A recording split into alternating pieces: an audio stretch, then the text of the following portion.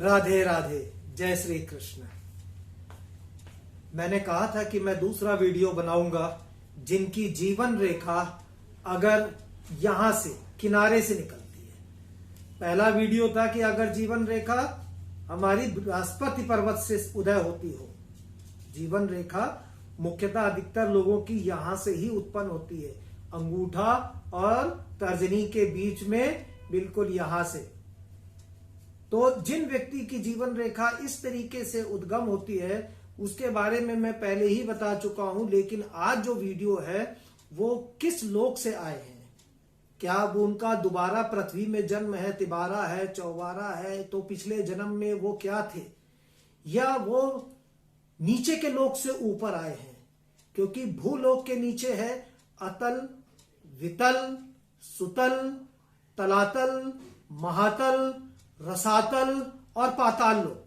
तो नीचे के लोक से अगर आए हैं या भूलोक में ही थे और दोबारा उनको मौका मिला है भूलोक में मनुष्य जन्म लेने का, उनके कुछ पुण्य ज्यादा कर्म किए हैं, तो वो पता चलता है यहां से। जिनके भी रेखा, जीवन रेखा यहां से उद्गम हो रही, उनको सिर्फ ये देखना है कि क्या वो सीधे सीधे पीछे की तरफ ऐसे जाती है। अगर सीधे सीधे पीछे की तरफ जाती है तो यह निश्चित है कि वो भूलोक से ही आए हैं, यानी पहले भी मनुष्य का जन्म ले चुके हैं, उनके पुण्य अच्छे थे और उनको मनुष्य ही दोबारा मिला है। दोबारा तिबारा जो भी बात है वो मैं बाद में चर्चा करूंगा, लेकिन ये जरूर बताऊंगा कि अगर ये रेखा यहां से उदय होती है तो ये जाकर के 3 भाग में बंटती है, 2 भाग में बंटती है, या सीधी एक रेखा होती है।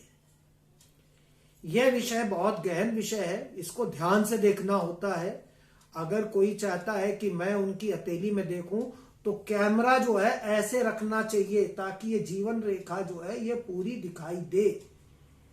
जीवन रेखा जो पीछे मुड़ती है, अगर वो सीधे सीधे पीछे मुड़ती है और अगर किसी के जाके 3 रेखा बन जाती है, ऐसी पीछे जाकर के 3 रेखा बनती है, तो वो सात्विक गुण था, वो ब्राह्मण था, लेकिन उसने अपने कर्म को पूरा नहीं कर पाया। दोबारा उसको फिर से मनुष्य जन्म लेने को मिला है मौका। अगर इस बार भी वो नहीं कर पाता है तो फिर वो वैसे ही रह जाता है, वो ऊपर के लोग के जाने लायक नहीं बनता है। मैं एक बार फिर आपसे बताता हूं, हर मनुष्य को अपने आहार पर विशेष ध्यान देना चाहिए, मांस मदिरा नहीं लेना चाहिए। ये जो बुद्धि है इसको यूज करिए।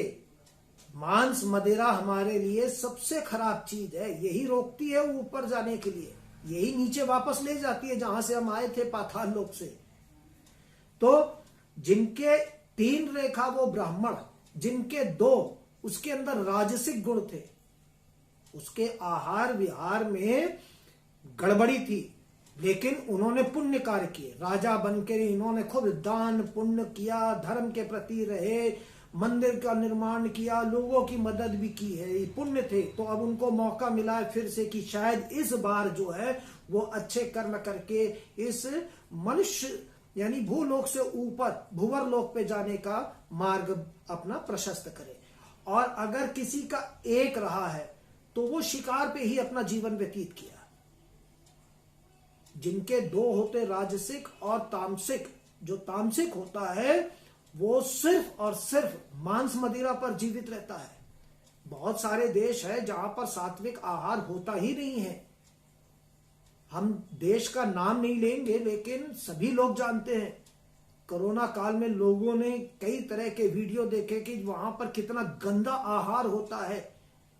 नाले के कीड़े भी निकाल के उसको साफ करके खा जाते। जिंदा पशु को, जिंदा जीवित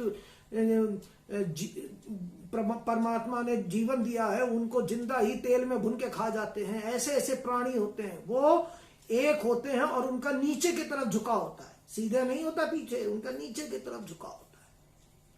लेकिन कुछ अच्छे कर्म किए होंगे, कुछ अच्छा ध्यान किया होगा, तो प्रभु ने उनको प्रमोशन करके जो मनुष्य जन्म दिया, अब भी अगर वो नहीं सुधरते हैं तो उनका जीवन बर्बाद है। तो आप भी अपनी हथेली देखें, और हथेली में पीछे की तरफ देखे कि 3 में बंटता है तो ब्राह्मण, 2 में होता है राजसिक गुण और 1 होता है तो वो तमोगुणी से पूर्व जन्म का, ये पूर्व जन्म की बातें बता रहा हूं, पूर्व जन्म से लेकर के इस जन्म में जो आए हैं ये बातें उनकी है। और जो लोग YouTube चैनल में मेरा देख रहे हैं उनसे हाथ जोड़ के निवेदन करता हूं कि वो हमारे फेसबुक पे आए और अपनी हथेली पोस्ट करके वो भी दिखा सकते हैं। Palmistry by Arvind Krishna Tiwari. राधे राधे, जय श्री कृष्ण।